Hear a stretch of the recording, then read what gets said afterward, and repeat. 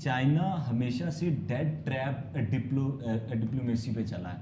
اب سری لنکا کا جیسے آپ نے ذکر کیا, سری لنکا کے ساتھ کیا ہوا کہ جب وہاں پہ ڈیولپنگ پروجیکٹس کیے گئے اور ان میں لاس ہوا تو سری لنکا کی جو پورٹ تھی وہ 99 ایئرس کے لیے لیز پر چلی گئی چائنا کے پاس.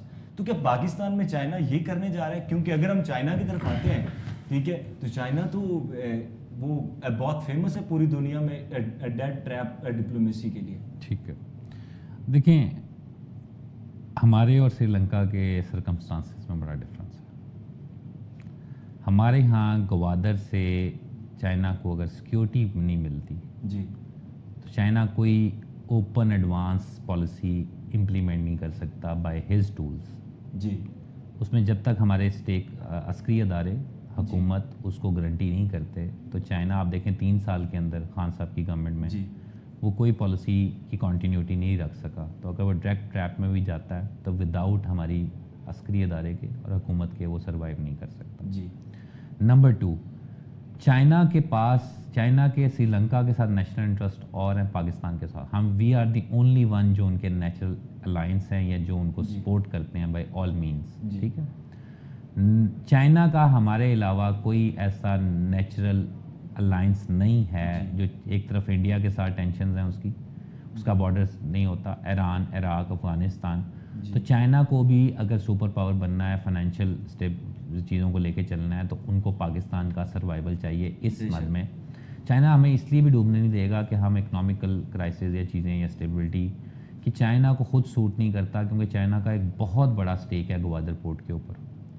اور گوادر پورٹ کو لیز کر بھی دیا جائے سی پیک کے تھرو اور سب کچھ کر بھی دیا جائے تو بھی بلوچستان اور کے پی کے اس کی سیکیور باؤنڈریز میں نہیں ہے.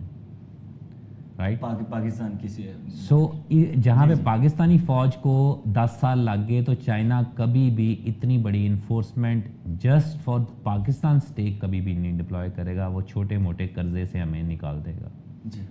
اچھا سر, یہاں پہ مجھے حبیب جالب صاحب کا ایک شعر یاد آتا ہے کہ چین اپنا یار ہے اس پہ جاں نثار ہے, پر وہاں جو نظام ہے اس طرف نہ جائیو. اسی کے ساتھ سر آپ نے جو باتیں کی ہیں وہ بہت دل دہلا دینے والی باتیں تھیں, اور اسی کے ساتھ ہمارا جو شو ہے اس کا وقت اپنے اختتام کو پہنچتا ہے. اور میں اپنے اینڈنگ نوٹ میں, کیونکہ میرے لیے جو طبقہ جو اس وقت پس رہا ہے ان کے لیے کچھ الفاظ ہیں کہ حاکم وقت معلوم کر کتنی مہنگائی ہے, روزی روٹی کے لالے پڑے ہیں, یہاں پر تو کاروبار پر تالے پڑے ہیں, گیس بجلی کے بل کئی جو بڑھ چکے, قرض کئی ہیں جو ہم پر چڑھ چکے, خوف و دہشت سے اور مہنگائی سے ہارے ہوئے یہ لوگ کہیں تاج ہی نہ چھین لیں تجھ سے, حاکم وقت معلوم کر کتنی مہنگائی ہے. اور اسی کے ساتھ مجھے محمد صلاح الدین کو دیجیے اجازت. انشاءاللہ آپ سے ملاقات ہوگی اگلے شو میں. اپنا بہت سا خیال رکھیے گا. اللہ حافظ.